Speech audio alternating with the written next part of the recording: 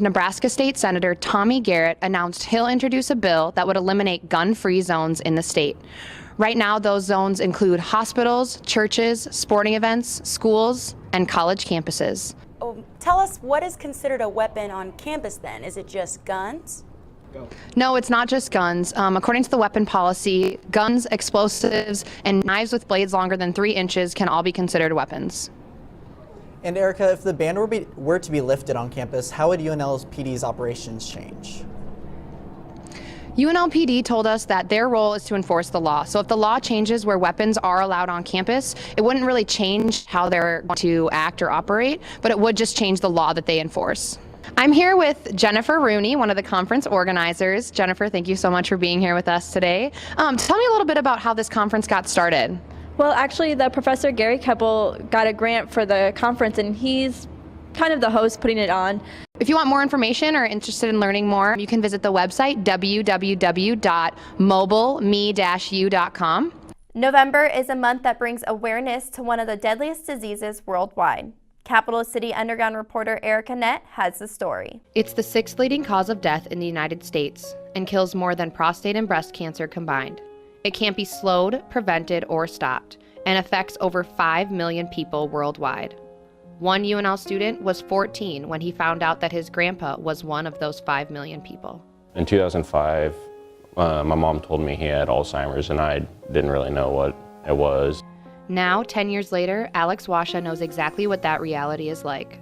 He's been doing the same stuff for 8 years, almost every single day. He just, sleeps and does crosswords. His day is always the same, but so is the commitment from the person he spends it with, Washa's grandmother. I feel bad. She's on his time, and I don't think he really notices it. She's blessed. It's been 10 years, and that's about the lifespan of Alzheimer's. And she knows his time could come any moment, and she just treasures what she has left. Michelle Carlson has spent 8 years working at the Arbors, a memory care facility in Lincoln. In her career, she has witnessed firsthand how this disease can financially, emotionally, and mentally affect a family. It provides challenges to everybody in the family. We've had people wander off in the middle of the night. I'm sure everyone's heard those stories on the news. That stuff's real because they don't know. Their brain is dying. According to Carlson, Alzheimer's is called the long goodbye because people with the disease can live for 10 or more years. This makes it difficult for people who work with the patients. You establish bonds with people, and so you go on the journey with them. I get sad, I cry, but there is a certain level of knowing that you've done a really good thing for them.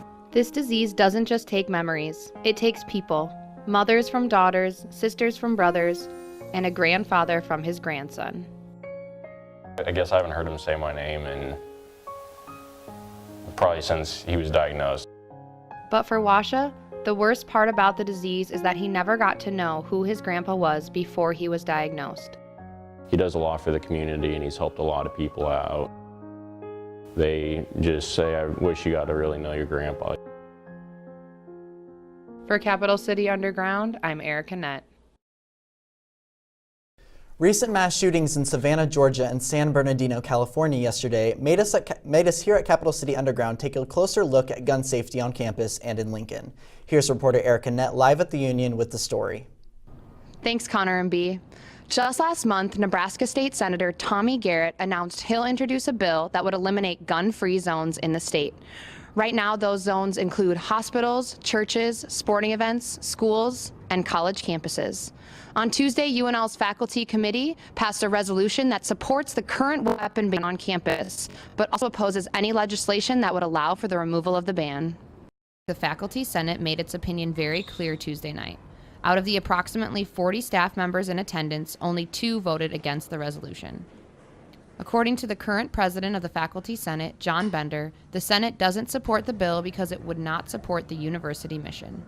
Universities are places for reflection and discussion and study, and having a lot of people wandering around on campus with firearms doesn't enhance that. According to Bender, it would not change the ban on campus, but would allow the Board of Regents to change the policy. We were concerned that this would push off onto the Board of Regents a good deal of political pressure then to change the policy.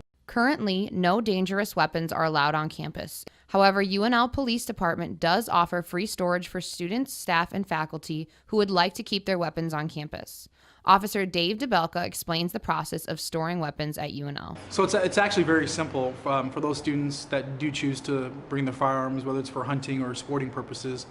All they have to do is just come down to the University Police Department anytime, day or night, 24/7, and just basically fill out a form with their end card, and we go ahead and get them set up with a gun locker, and we can just immediately store those weapons on campus. One of the main arguments that supports lifting the ban is that gun-free zones are vulnerable and more susceptible to gun violence. But according to Bender, the evidence for that is not very strong. There's no indication that these shooters are going to places just because they're gun-free zones. They're going to places where they have some other motive. Bender said there isn't a lot of funding for research on weapon-related issues, but there are some people who have made attempts at learning more. Journalists who have looked at it have come to the conclusion that campuses are probably among the safest places. There's not a lot of gun violence. For Capital City Underground, I'm Erica Nett with videographer Nick Hermson. The newest Sesame Street character has orange hair, green eyes, and autism. Her name is Julia. She's part of a new online initiative to spread awareness about autistic developmental disorders. Parents can download a free app that teaches kids how to better interact with autistic children. In it, Elmo plays with Julia and explains how she plays in different ways. Sesame Street is using a hashtag #SeeAmazing to encourage people to share their stories, videos, and pictures on social media to keep the conversation about autism going. No word on if Julia will appear on the show. Pretty excited about all this weather. When I woke up this morning and it was raining, I was like, oh my gosh, it's fall and we're in the middle of October and it's about time. I do love the fall weather, all the colors and stuff, but hopefully it lasts a little bit longer because I am not ready for that winter weather yet. Okay, yeah, says the girl from Wisconsin. Yeah. Not ready for the winter.